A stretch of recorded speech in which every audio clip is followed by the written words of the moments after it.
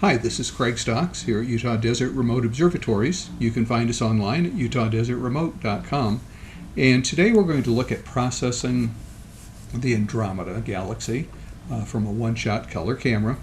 And we're going to go through this in PixInsight and Photoshop, and we're going to process it a couple different ways, from the most simple, basic processing up to somewhat more sophisticated processing. And we'll be doing that in PixInsight and Photoshop.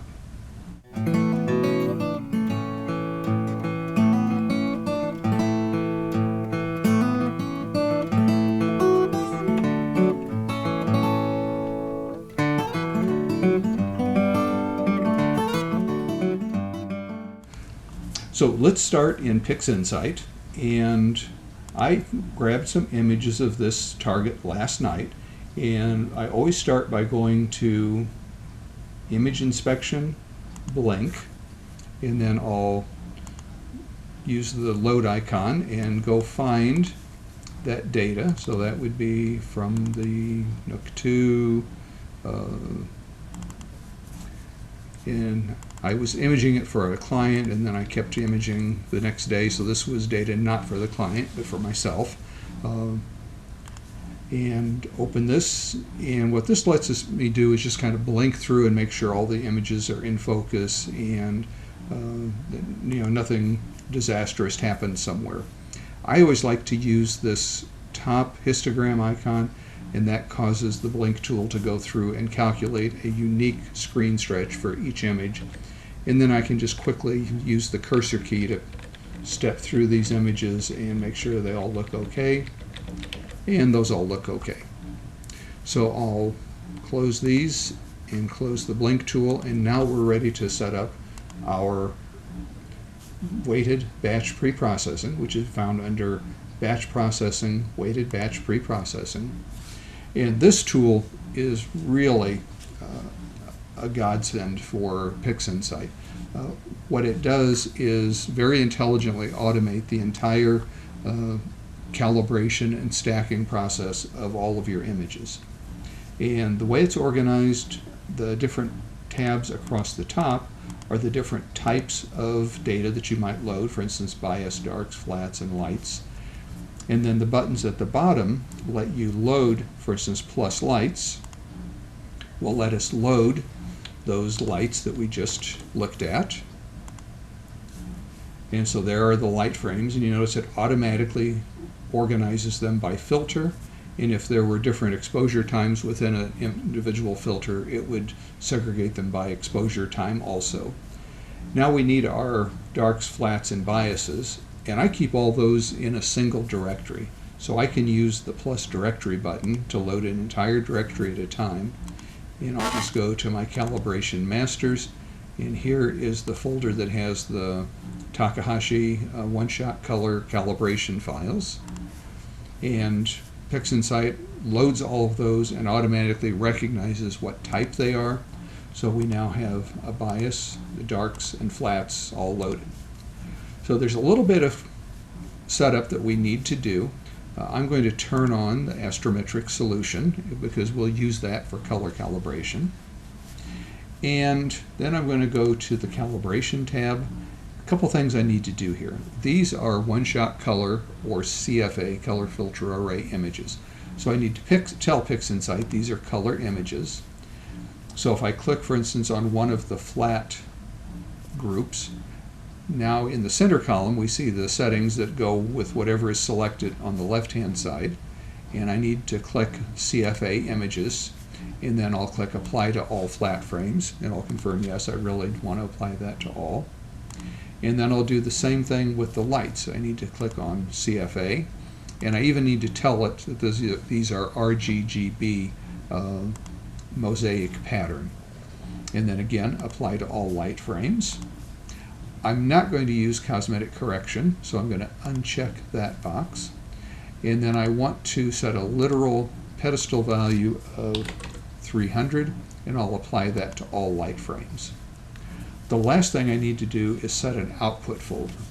So I'm going to set my registration selection method to auto, and then I'm going to go to my swap folder, and I'm just going to create a new folder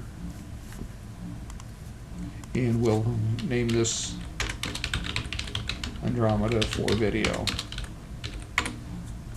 And select folder. So at this point we're ready to run. I'll just click run. It'll do a quick check. It tells me I've got plenty of space. There's no errors. Click continue. And PixInsight is now running. It's going to go through the calibration, debayer, registration, and then eventually integration. So I'll stop the recording until that's done. Okay, so WBPP is done, and we can see the success on all of the steps. And just click done and done again, and that will bring us back to where we started in WBPP. And one of the nice features of this is when I close this, if I reopen it again later, it'll save all of the settings, and that's because I have save groups on exit selected. So what WBPP does is it goes through all of the lights and the calibration data, and if you recall, we gave it a working directory to work from, and we can name that Andromeda for video. And it created all of these folders within that Andromeda for video folder. The calibrated, debayered, registered, and then master. And then it also saved a log of what it did. And if we look in the master folder, we'll see there's two folders here because there were two filters. So there's a master light for the L-enhance filter, and there's a master light for the luminosity, or just a clear glass filter. And again, this was a one-shot color, so these are RGB color images. So I can select both of these and open them. And because these ran at the same time, they're registered together, so the stars are aligned between the two. But I want to focus just on the luminosity to start with. And you'll notice when you open it in PixInsight, it's very dark, and that's because that's very typical of astro images, that even though we have stacked the data, it's all very, very much in the dark end of the exposure. There is actually data there, but it's all kind of skewed towards the darks. And what we need to do is what's called stretching, which will brighten up the image. PixInsight has a variety of different ways to brighten up an image. By far, the easiest is with the screen transfer function. And it's called a screen transfer function, partly, I suppose, to give it a bit of an obtuse name. But what it really does is an auto-stretch preview so that you can see what you're working with. And there is, under Processes, if we go to Processes, All Processes, screen transfer function, and that will open up this control box. And there's not many controls here. The radioactive button tells the screen transfer function that we want to apply a preview auto stretch to whatever the currently selected image is. And the last image we looked at was this luminosity. So if I click on this, it will automatically auto stretch the image in preview mode. So it doesn't actually stretch the image, it's just stretching it for us to look at. And you can see it looks really green, and that's because it's very typical for one color to be dominant. In a one-shot color camera, there are twice as many green pixels as there are red and blue. So having a green image to start with is not at all unusual. And that's partly caused because this link is checked. And what that link does is it tells the screen transfer tool that we want to stretch each channel, each red, green, and blue channel equally, so they all are brightened by the same amount. And that results in whatever color cast might be there, kind of being accentuated. If we unlink the channels and click on the radioactive button again, it will only update the stretch when we tell it to by clicking on the radioactive button. Now it does kind of the equivalent of an auto white balance. It stretches each channel appropriately so that they're all roughly the same brightness. And when they're roughly the same brightness, then we're roughly color balanced. Now at this point we have a pretty decent looking image. The color is not bad. there's a little bit of a gradient. It's darker over here and brighter over here, and that may be from some moonlight last night. But this is not at all a bad-looking image. And at this point, we could say, well, that's as much as I want to do. I'm done. I can just go to File, Save As, and I can save this file. And I'll just go back to, and I'm just going to create a new folder.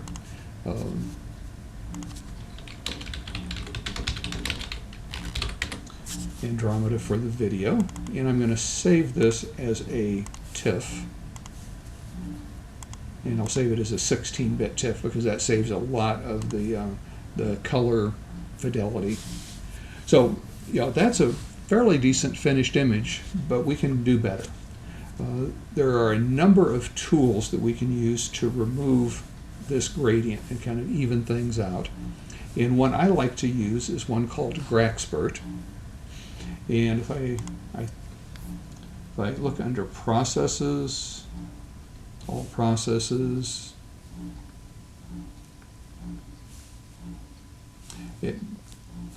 I normally start it from a saved shortcut. That's why I'm struggling to find it a little bit here. And this is a free tool that you can, there it is. It's under Script Toolbox Graxpert. And what I've done is made a copy of this and saved it in my icons over here on the right so I can access it immediately without having to hunt for it. That's why I had to look for it a little bit. But if we apply this to the image, which I can do by just dragging the triangle onto the image, let's try just a checkbox. So just part of the wonders of the PixInsight user interface. You never know for sure which button to push. Anyway, it's running now, and it loads Graxpert as a separate standalone tool, processes this image, loads it back into PixInsight, and now it has not only, if you'll notice, it corrected that gradient, but if we click the link to link the channels, it has also roughly color balanced the image. It's still a little bit better if we do it unlinked with the auto, basically the auto white balance. But this is basically a second version. And I screwed up on the first version because I didn't stretch it.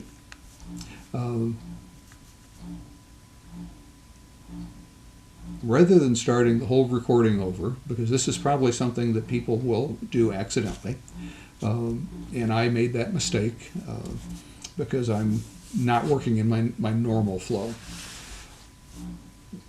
When we do a screen stretch or a screen transfer function auto stretch, it doesn't actually stretch the image. It just stretches it on the screen for us to view it, but the image itself is not stretched.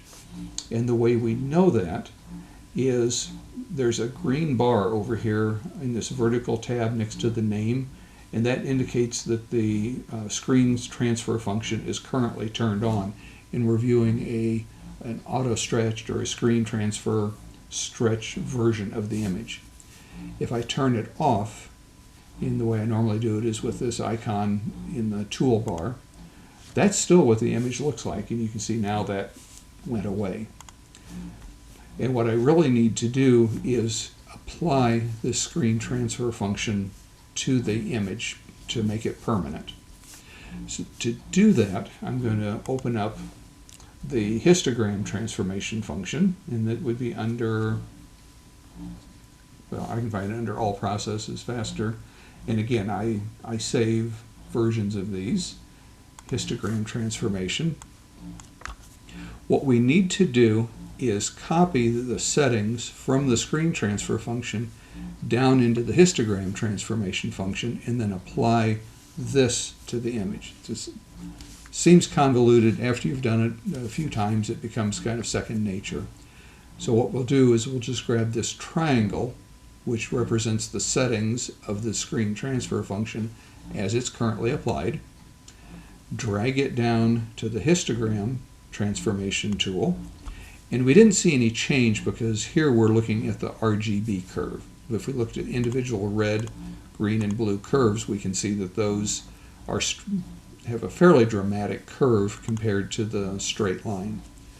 Now, if I click the square to apply this, now it will actually stretch that image, and we'll notice that the image turned white, and that's because we've now physically stretched the image. We've brightened the pixels in the image, but we're still looking at it through this screen transfer function. So if I turn that off, now we can see what the image looks like, and we can see that the gray bar over here went away. So again, we're at a stopping point. I could go to Save As, and navigate to my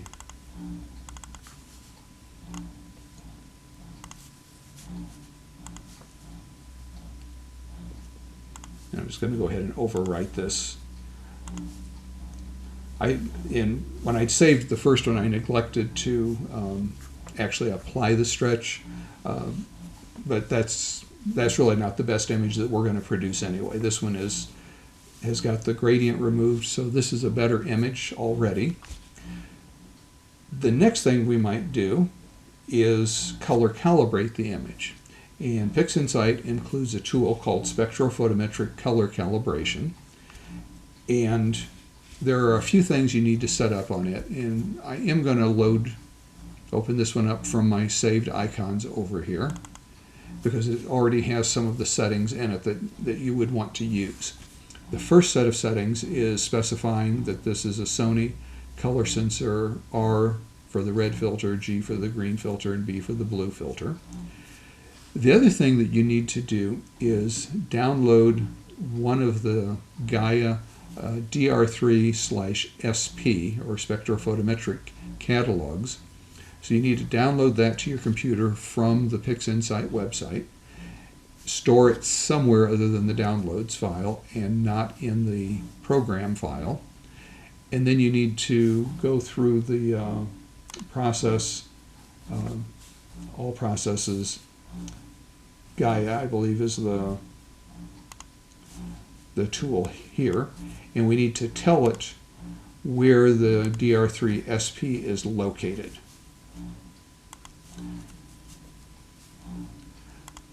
So once you've done that, then we can use the spectrophotometric color calibration, and I'm going to start that on the image here. What this is doing is using the astrometric solution for this image, which is the sky coordinates, and it's looking for these same stars in the Gaia. Oh, we've got an error. It doesn't like working on a stretched image, so I'm going to undo the stretch. So now we're back to that unstretched image, and now we'll try it again. So it's going to compare these stars to the stars in the Gaia database, and since it's the spectrophotometric database, it knows the makeup and essentially what color those stars are supposed to be. Based on all the stars that it's able to match, it finds a white balance setting for this image such that those stars best match the colors that they should be based on the Gaia database. So it's not actually replacing the color of each star, rather it's finding a white balance for the whole image such that the stars all line up pretty well. And when it's done, it gives you a chart that shows you how well the white balance aligned with what it should be. And almost always the image appearance will change, so we need to update the screen transfer function preview. And now we do want to be sure that we have the channels locked or linked so that we're preserving that color balance that we were able to find with the spectrophotometric color calibration. So now we have an even better image because we have removed the gradient and we've color calibrated it And this is all using tools that come with PixInsight. And again, we could actually apply this stretch and save this as a finished image. We can do more. We can sharpen this image using a process called deconvolution. It's not really sharpening. People frequently will use the word sharpening. Deconvolution is actually mathematically undoing the natural blurring that occurs anytime you use optics to take a picture. So to do that, we're going to use a tool, and this is an add-on tool that does come at an extra cost.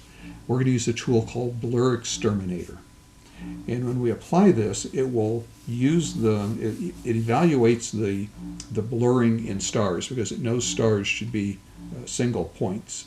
And it'll use the blurring that it finds in those stars to determine, using an artificial intelligence algorithm, what the inverse deconvolution algorithm should be, and then it will mathematically deconvolve the image, which will wind up making it sharper and make the stars appear smaller.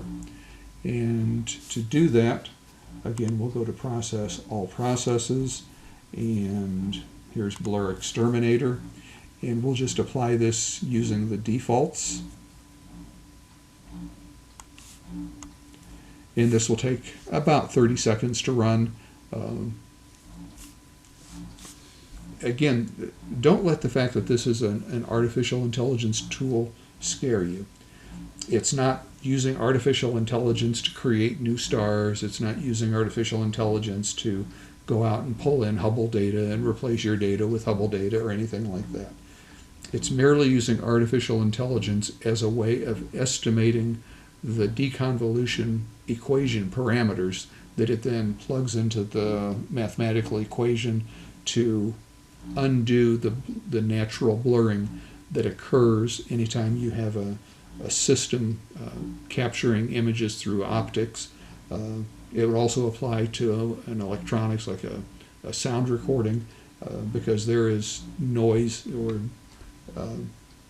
blurring or convolving in any signal that you capture. So now Blur Exterminator has finished, and we have a sharper image. And typically at this point, I would stretch the image permanently. And to do that, I'm going to, again, use the histogram transformation tool. I'm going to click on the radioactive button to update this stretch. And I'm going to drag the triangle down to the histogram transformation tool, click the square to apply it, and then turn off the auto stretch, and that's our stretched image. And again, we can save this as a finished image, and I think I will actually save this, and we'll save this again to the same folder, Andromeda for video, as a TIFF. And so this is just RGB with stars, and we've run Graxpert, Blur Exterminator,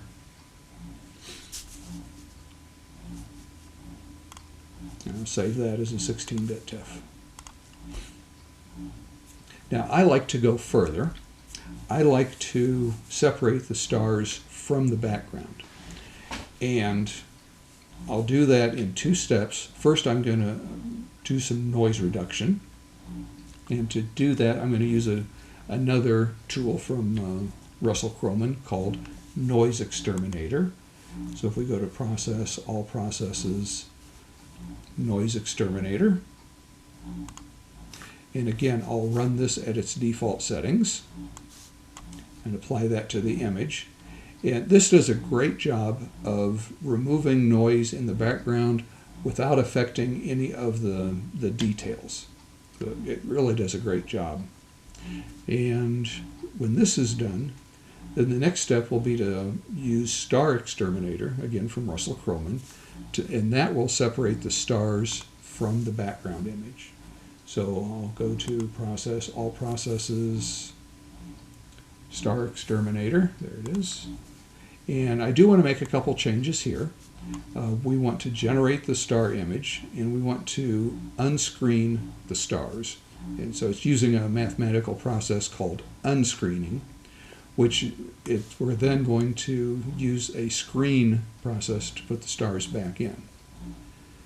So we'll apply this to the image, and when this finishes running, what's going to happen is the base image is going to be redrawn as or replaced as a starless image. So you'll have the galaxy here, but all these stars in the background will disappear and just be a blank sky. There'll be a few spots where there are distant galaxies, and then it's going to create a new image of just the stars. And the advantage of separating it is then we can process the stars and the background or the galaxy independently. So there's the stars, there's the galaxy with all of those stars removed. So now we'll save these, and again we'll go to the same folder.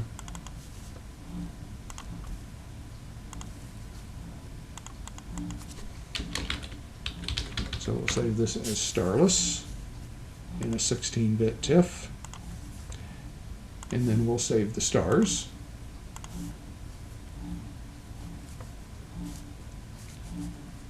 And this also will be saved as a 16-bit TIFF.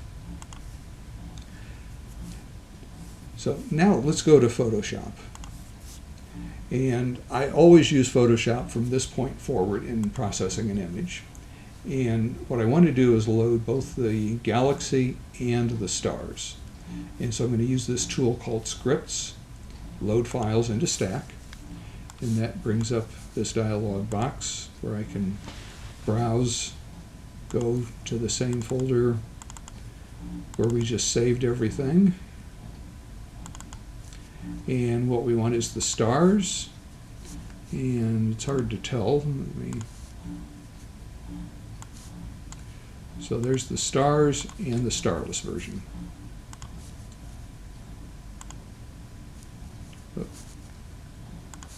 And just click OK when you're done, and it will load those two as individual layers. So there's the stars, and these are the two layers in Photoshop, and they just, like pieces of paper, lay one on top of the other. You can turn an individual layer off with the eyeball. So there's the underlying galaxy, there's the stars. I like to organize these layers into layer groups. So to do that, I'll type Control-G or Command-G on a Mac. That will put that selected layer into a layer group. I'll double click on the group name, change it to stars.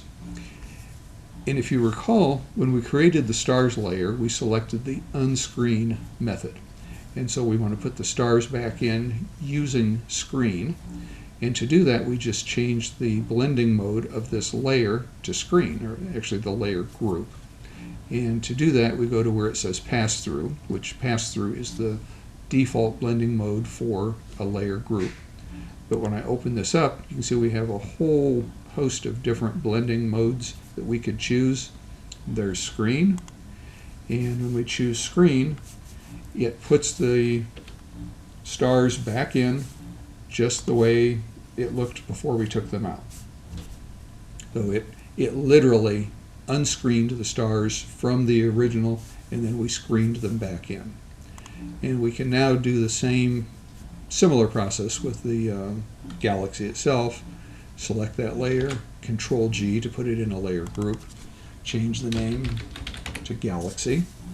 But now, what if we want to adjust the brightness or the contrast or the color saturation or the color balance of just the galaxy? If I put, for instance, if I click down into the layer group, and let's add a levels adjustment layer, which is similar to a histogram adjustment layer in PixInsight, I have sliders I can use to darken the darks, darken or brighten the midtones, and darken or brighten the highlights. So I might want to darken the background a little bit to get a little bit more contrast. I might want to add some saturation, and I can use a hue saturation adjustment layer and increase the saturation a little bit. And the beauty of this does not affect the stars at all. No matter how I adjust this background, it's not actually affecting the stars. But if I do want to affect the stars, I can come into the stars layer group. And for instance, if I add a levels adjustment layer right above the stars in the stars group, now I can darken the stars, which in effect makes them smaller, without affecting the galaxy. So I can change the sizes of the stars, I can change the brightness and the color of the galaxy independently from each other. Looks a little bit greenish to me, so I'm going to come down into the galaxy, add a color balance, and if I add a little bit of magenta, that takes away that green cast and gives it a little bit more natural look.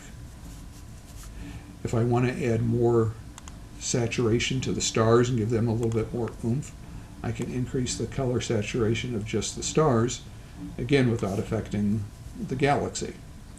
So this approach gives you a lot of flexibility in how you adjust the galaxy and the stars independently from one another.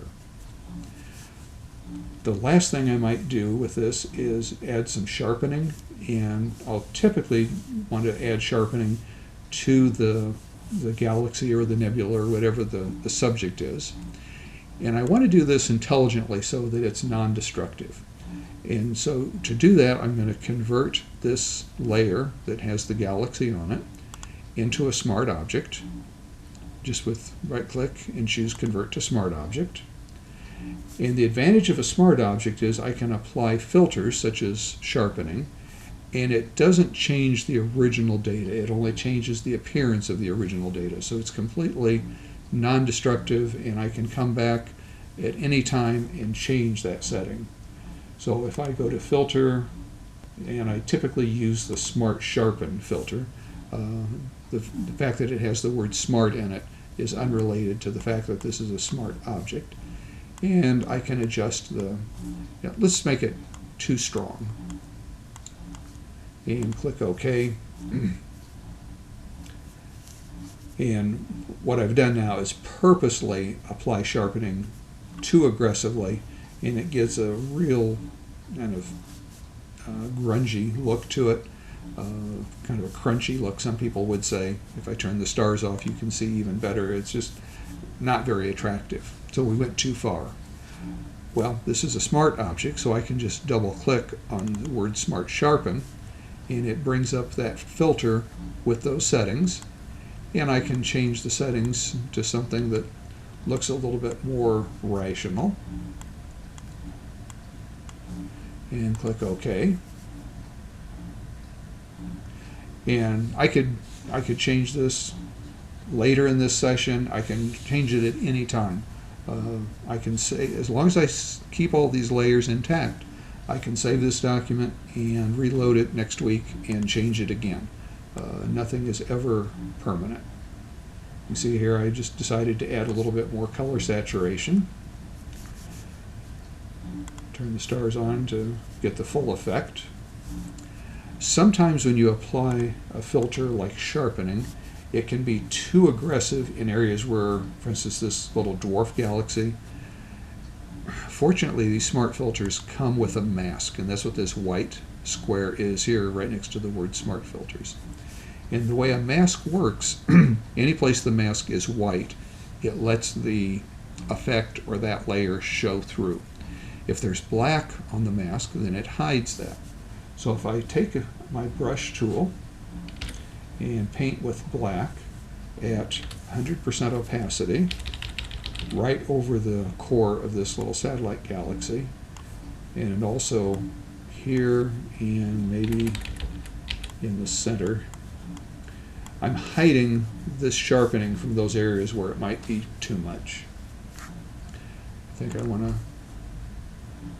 go a little bit more Take a little bit more of that green out. And back off on the saturation a little. And that's looking pretty good. There's a little bit of color cast in the background. And one of the things I like to do is between the galaxy and the stars, I'll add global adjustment layers. And sometimes there's going to be more than just a galaxy under here.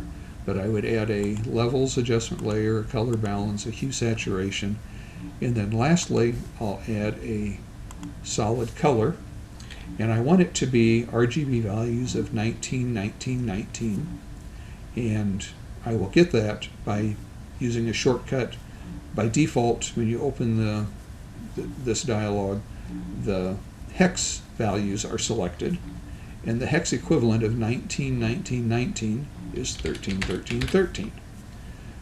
So now we have this dark but almost black but not black solid layer. And if I change it to light and blending mode, it will ensure that nothing in this background is any darker than this 19, 19, 19. And now I can darken the background. And as I darken the background, this layer becomes the one that's visible. And so we have a nice uniform background. If I want to adjust this kind of a red tint around the galaxy, I can do that a couple different ways. One way would be to go to the color balance and target the shadows and remove red from the shadows. And that immediately makes it look quite a bit better. So I think I'll stop at this point. I will do a second video that shows how to incorporate the second set of data that we processed, which is this L-enhance data. And the main thing it has of interest for us is it captures these hydrogen emission nebula within the Andromeda Galaxy. And so we'll process this file separately and then add that hydrogen data to this image that we're working with. So hope you found this useful. If you have any questions, drop those in the comments down below. And as always, I hope you have a great day today and an even better night tonight under a clear, dark sky. Thanks.